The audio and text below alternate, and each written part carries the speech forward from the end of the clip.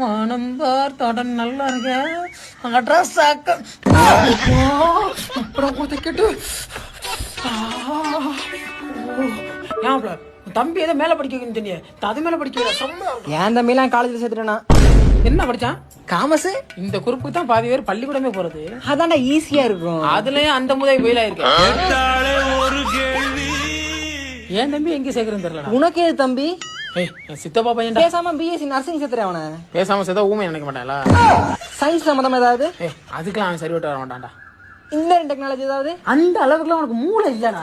அவன் என்னதான் படிச்சிருக்கான் ஃபர்ஸ்ட் சொல்லாத. 5ஆவது படிச்சிருக்கான். அடுத்த 6ஆவது இந்த ஸ்கூல்ல சேர்க்கலாம்னா எனக்கு என் சித்தப்பனுக்கு ஒரே டிப்பரேஷன்.